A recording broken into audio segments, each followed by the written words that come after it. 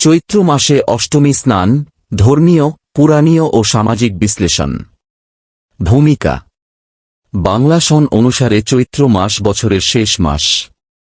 এই মাসে প্রকৃতির অন্তিম রূপ যেমন প্রতিফলিত হয়, তেমনি মানুষের মনেও এক ধরনের শুদ্ধি ও পুনর্জন্মের আকাঙ্ক্ষা জাগে। চৈত্র মাসের অষ্টমী তিথিতে বিশেষত অষ্টমী স্নানের প্রচলন বহু প্রাচীন কাল থেকে চলে আসছে। এই স্নান কেবলমাত্র এক ধর্মীয় আচরণ নয়, বরং এটি এক বিশাল সাংস্কৃতিক ঐতিহ্যের অংশ, যা হিন্দু সমাজে আত্মিক শুদ্ধির এক শক্তিশালী প্রতীক হয়ে উঠেছে। অষ্টমী স্নান কি? চৈত্র মাসের শুক্লপক্ষের অষ্টমী তিথিতে, যেদিন শ্রী রামচন্দ্রের জন্মতিথি, রাম নবমীর একদিন আগে, সূর্যোদয়ের পূর্বে নদী, সাগর বা পবিত্র জলাশয়ে স্নান করা হয়। এই অষ্টমীকে বলা হয় চৈত্রী অষ্টমী। বিশেষত এই দিনে গঙ্গা স্নানের মাহাত্ম্য অনেক বেশি বলে মনে করা হয়। অষ্টমী স্নানের প্রধান উদ্দেশ্য: আত্মিক শুদ্ধি, পাপমোচন, পারলৌকিক মঙ্গলের কামনা, নববর্ষের পূর্বে পবিত্রতা অর্জন, দেবীর আরাধনা, বিশেষত মহাকালী, চণ্ডী বা দুর্গা। পুরাণ ও ধর্মগ্রন্থে অষ্টমী স্নান। এক পদ্ম পুরাণ। পদ্ম পুরাণে বলা হয়েছে, অষ্টম্যাং চৈত্র মাসস্য গঙ্গা স্নানং বিশেষত পুণ্যং কোটি গুণং প্রাপ্তং নর জ্যোৎস্নাতি সৎফলং। অর্থ: চৈত্র মাসের অষ্টমীতে গঙ্গাস্নান করলে কোটি গুণ পুণ্য অর্জিত হয়। ২. ব্রহ্মবৈবর্ত পুরাণ। এই পুরাণে বলা হয়েছে, চৈত্রমাসী শুভে তীর্থাং স্নাতি গঙ্গায়াং ভবেৎ সর্বপাপ বিনাশায় সুখমায়ু প্রজাপ্রদম। অর্থ: চৈত্র মাসের অষ্টমীতে গঙ্গায় স্নান করলে সমস্ত পাপ দূর হয় এবং সুখ, আয়ু ও সন্তানের প্রাপ্তি ঘটে। ঐতিহাসিক দৃষ্টিভঙ্গি। প্রাচীন ভারতীয় সমাজে চৈত্র মাস ছিল চাষবাসের প্রস্তুতির মাস। বছরের সমাপ্তি ও নববর্ষের সূচনার এই সন্ধিক্ষণে মানুষ শারীরিক, মানসিক ও ধর্মীয়ভাবে নিজেকে প্রস্তুত করত। এই প্রস্তুতির একটি গুরুত্বপূর্ণ অংশ ছিল পবিত্র স্নান। তখনকার সমাজে স্নান কেবল পরিচ্ছন্নতার কাজ নয়, একাধিক প্রতীকী অর্থ বহন করত, যেমন আত্মার শুদ্ধি, জীবনের নবসূচনা, প্রাকৃতিক শক্তির প্রতি শ্রদ্ধা। অষ্টমী তিথি ও দেবীর মাহাত্ম্য। দুর্গা ও চণ্ডী আরাধনা। চৈত্র মাসে শ্রী শ্রী চণ্ডী পাঠ ও দুর্গাপূজার একটি বিশেষ প্রথা আছে, যা বাসন্তী পূজা নামে পরিচিত। এই সময় দেবীর উপাসনা বিশেষ ফলদায়ী বলে মনে করা হয়। বিশেষ করে অষ্টমী তিথিতে দেবীর এক মহাশক্তি রূপের উপাসনা করা হয়, যাকে অষ্টমী পূজা বলা হয়। চণ্ডীপাঠে বলা হয়েছে, যা দেবী সর্বভূতেষু শক্তিরূপেণ সংস্থিতা নমস্তস্বরী নমস্তস্বরী নমস্তস্বরী নমো নমঃ। এই স্তোত্র অনুসারে অষ্টমী তিথিতে দেবী শক্তির আরাধনা করলে জীবনে বিপুল শক্তি, সাহস ও পাপমুক্তি লাভ হয়। অষ্টমী স্নান ও সামাজিক আচার। স্নানের স্থানে কীর্তন ও ভজন। অনেক স্থানে অষ্টমী স্নানের সময় হরিনাম সংকীর্তন, চণ্ডীপাঠ ও গঙ্গারতি হয়। এই অনুষ্ঠানগুলো মানুষকে একত্র করে সামাজিক সৌহার্দ্য বৃদ্ধি করে। গঙ্গাসাগর, তারাপীঠ, নবদ্বীপে বিশেষ আয়োজন। গঙ্গাসাগরে হাজার হাজার ভক্ত চৈত্রী অষ্টমীতে স্নান করতে আসেন। তারাপীঠে মা তারা ও চণ্ডী উপাসনার বিশেষ মাহাত্ম্য এই দিন। নবদ্বীপে গৌরাঙ্গ মহাপ্রভুর স্মরণে বৈষ্ণবপন্থী ভক্তরা স্নানে অংশ নেন। আধুনিক যুগে অষ্টমী স্নান, চলমান ধারা ও পরিবর্তন। বর্তমান সময়ে শহুরে জীবনে অষ্টমী স্নান আগের মতো ব্যাপকভাবে পালন করা না হলেও, গ্রামীণ এলাকায় এখনও এর গুরুত্ব অপরিসীম। আধুনিক মানুষ অনেক সময় এটিকে কুসংস্কার মনে করলেও, আসলে এটি মন ও শরীরের এক গভীর পরিশুদ্ধির প্রক্রিয়া। আধুনিক বিজ্ঞান বলছে, প্রাকৃতিক জলে স্নান মানসিক প্রশান্তি এনে দেয় এবং গঙ্গা জলে উপস্থিত কিছু খনিজ উপাদান শরীরের উপকারে আসে। অষ্টমী স্নান ও মনস্তত্ত্ব। মানুষ আত্মাকে শুদ্ধ করার জন্য এক ধরনের প্রতীকী কাজ করতে চায়। স্নান, বিশেষত সূর্যোদয়ের আগে ঠান্ডা জলে স্নান আত্মাকে সতেজ করে। এটি এক ধরনের ক্যাথারসিস বা আত্মার পরিশোধন প্রক্রিয়া। মনোজ শর্মা, মনোবিজ্ঞানী, অষ্টমী স্নানের মতো আচার মানসিকভাবে এক ধরনের ডিসিপ্লিন গড়ে তোলে, যা মনোযোগ, সংযম ও আত্মনিয়ন্ত্রণের সহায়ক। অষ্টমী স্নান সম্পর্কিত লোকবিশ্বাস ও কিংবদন্তি। এক গঙ্গা মায়ের জন্মকথা। লোকবিশ্বাস অনুযায়ী চৈত্র মাসের অষ্টমী তিথিতে গঙ্গাদেবীর আবির্ভাব ঘটেছিল। তাই এই দিনে গঙ্গাস্নান অতিশয় পুণ্যদায়ক। ২ পিতৃপক্ষ ও পূর্বপুরুষ স্মরণ। এই দিনে অনেকে পূর্বপুরুষদের উদ্দেশ্যে পিণ্ডদান তর্পণ করেন। বিশ্বাস, এতে পিতৃদেবতা সন্তুষ্ট হন। চৈত্র অষ্টমী ব্রত পদ্ধতি। চৈত্র মাসের শুক্লপক্ষের অষ্টমী তিথিতে অনেক নারী এবং কিছু পুরুষও অষ্টমী ব্রত পালন করে থাকেন। এই ব্রত মূলত দেবী দুর্গা বা চণ্ডীর উদ্দেশ্যে, যার মাধ্যমে পাপমোচন, সন্তানপ্রাপ্তি, ক্লেশমুক্তি এবং পরিবারের কল্যাণ কামনা করা হয়। ব্রতের পূর্ব প্রস্তুতি। ১ উপবাস। অনেকে সকাল থেকে উপবাস পালন করেন। কেউ একাহার ফলাহার গ্রহণ করেন। ২ স্নান। ব্রাহ্ম মুহূর্তে ভোরবেলা সূর্য ওঠার আগে গঙ্গা বা পবিত্র জলাশয়ে স্নান করেন। সম্ভব না হলে বাড়িতেই গঙ্গাজল মিশিয়ে স্নান করেন। ৩ পূজাস্থান সাজানো। মাটি বা কাঠের পিঁড়িতে লাল বা হলুদ কাপড় বিছিয়ে তার উপর ঘট স্থাপন করা হয়।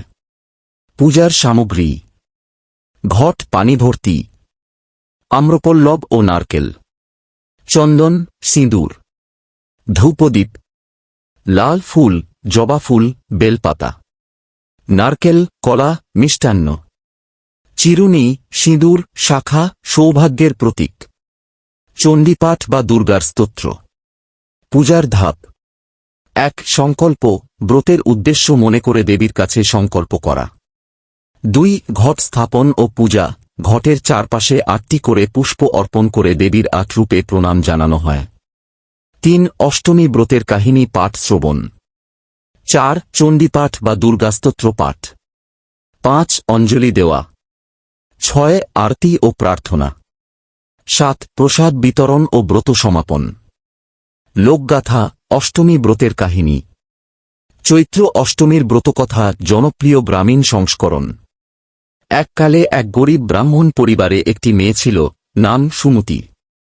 সে বড়ই ভক্তিপরায়ণ ছিল। চৈত্র মাসের অষ্টমীতে সে নিয়মিত স্নান, উপবাস ও পূজা করত।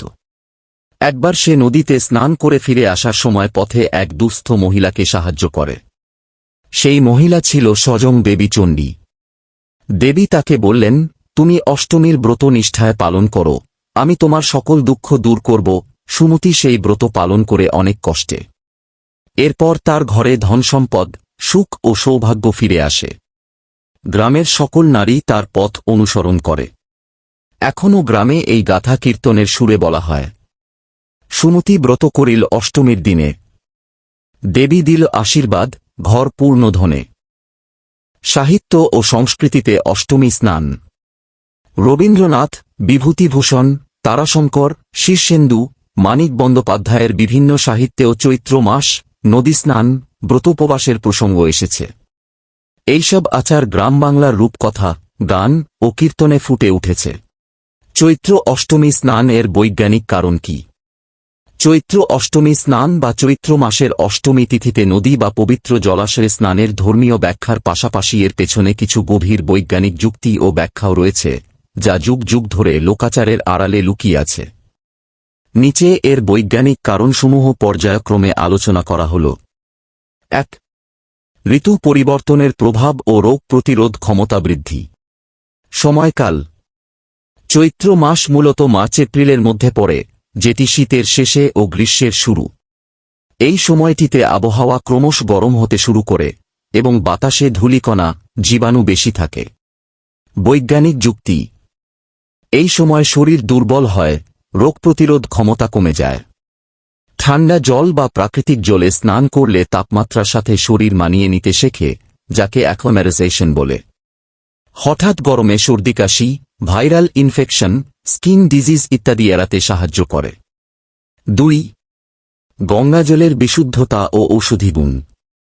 বৈজ্ঞানিক বিশ্লেষণ: গঙ্গাজলে রয়েছে বিশেষ একটি ব্যাকটেরিওফাজ, ভাইরাস-লাইক মিক্রোব, যা ক্ষতিকারক ব্যাকটেরিয়াকে ধ্বংস করে।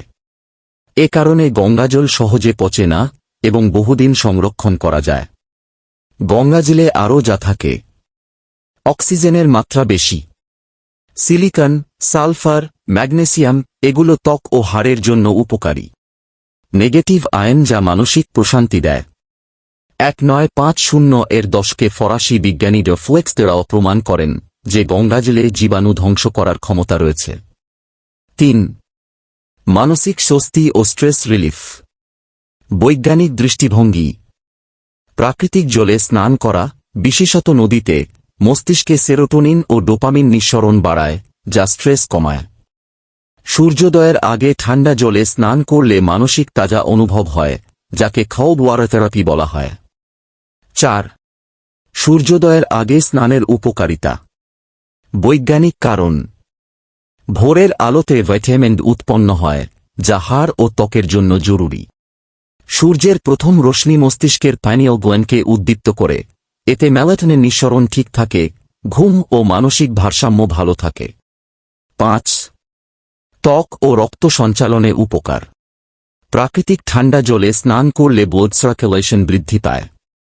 স্কিনের ডেড সেল দূর হয়। স্কিন অ্যালার্জি, এক্সেমা, ফাঙ্গাল ইনফেকশন ইত্যাদি প্রতিরোধে সহায়তা করে। 6. উপবাস ও পেট পরিষ্কারের বিজ্ঞান। চৈত্র অষ্টমীর ব্রতের অংশ হিসেবে অনেকেই উপবাস করেন, যা নিজেও বৈজ্ঞানিকভাবে উপকারী। ইন্টারমিটেন্ট ফাস্টিং এর মতো এই উপবাসে শরীর ডিটক্সিফাই হয়। হজমতন্ত্র বিশ্রাম পায়। রক্তে ইনসুলিনের মাত্রা নিয়ন্ত্রিত থাকে। 7. সামাজিক ও মানসিক একতা। যখন হাজার হাজার মানুষ একসঙ্গে নদী স্নানে অংশ নেয়, তখন এক প্রকার যৌথ মেডিটেশন ও সামাজিক সংহতি গড়ে ওঠে। এতে মানসিক প্রশান্তি ও আত্মবিশ্বাস বৃদ্ধি পায়। 8. পরিবেশ চেতনতা ও প্রকৃতির সংস্পর্শ। নদী, পুকুর, প্রাকৃতিক জলাশয় আমাদের জীবনের প্রাণশক্তি। এই আচার অনুষ্ঠানগুলো মানুষকে প্রকৃতির প্রতি শ্রদ্ধাশীল করে তোলে। এটি এক প্রকার স্পিরিচুয়ালিটি। অষ্টমী স্নান ছাড়াও হিন্দু ধর্মে বহু ধরনের তীর্থস্নান বা ব্রতস্নান প্রচলিত রয়েছে, যেগুলোর ধর্মীয়, আধ্যাত্মিক এবং অনেক সময় ঋতুবৈজ্ঞানিক গুরুত্ব আছে। নিচে কিছু গুরুত্বপূর্ণ স্নানের তালিকা ও তাদের তাৎপর্য দেওয়া হল। প্রধান প্রধান তীর্থস্নান ও ব্রতস্নানসমূহ। 1. মাঘ স্নান, মকর সংক্রান্তি থেকে শুরু। সময়, পৌষের শেষ দিন বা মাঘ মাসে। কোথায়? গঙ্গা, যমুনা, ত্রিবেণী সঙ্গম, প্রয়াগরাজ। উদ্দেশ্য, পাপমোচন ও পূর্বপুরুষদের মুক্তি। পদ্ম পুরাণ মতে 1 মাস মাঘ স্নান করলে স্বর্গলাভ হয়। 2. কার্তিক স্নান। সময়, আশ্বিন পূর্ণিমা থেকে কার্তিক পূর্ণিমা পর্যন্ত। কোথায়? গঙ্গা, যমুনা, নদী বা পুকুরে। সাথে কার্তিক দ্বীপও জ্বালানো হয়। কৃষ্ণ ও লক্ষ্মী নারায়ণের পূজা হয়। 3. অমাবস্যা স্নান। প্রতি মাসে অমাবস্যা তিথিতে। উদ্দেশ্য, পূর্বপুরুষদের তর্পণ, পিতৃদোষ নাশ।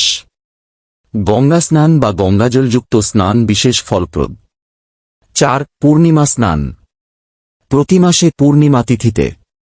চন্দ্রদোষ নাশ ও মানসিক প্রশান্তির জন্য। উপবাস পূর্ণিমা স্নান বিশেষ পুণ্য। 5. সংক্রান্তি স্নান। প্রতি মাসের সংক্রান্তি তিথিতে সূর্য এক রাশিতে প্রবেশ করে। বিশেষত মকর, মেষ, কর্কট, তুলা সংক্রান্তিতে। সূর্যদেবের পূজা ও দান গুরুত্বপূর্ণ। 6. গঙ্গা সপ্তমী স্নান। বৈশাখ মাসের শুক্ল সপ্তমী।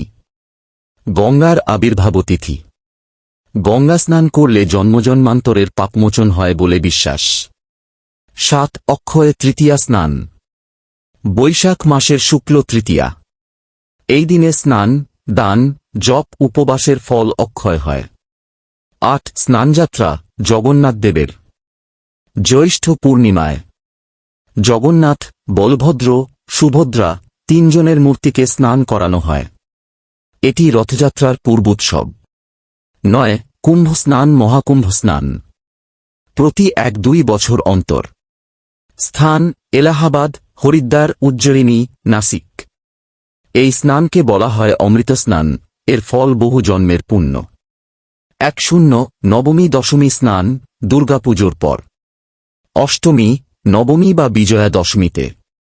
দেবী বিসর্জনের আগে বা পরে স্নান করে আত্মশুদ্ধির প্রতীক হিসেবে পালন করা হয়। অন্যান্য ব্রতস্নান ও উৎসব স্নান ছোট অথচ গুরুত্বপূর্ণ। 1 শিবরাত্রি স্নান ফাল্গুন কৃষ্ণ চতুর্দশী শিব পূর্ব উপবাস ও শুদ্ধতা। 2 গীতা জয়ন্তী স্নান মার্গশীর্ষ মাসে ভগবদ্গীতার মাহাত্ম্য স্মরণ। 3 চন্দ্রগ্রহণ স্নান গ্রহণের সময় পবিত্রতা রক্ষা ও দোষ নাশ।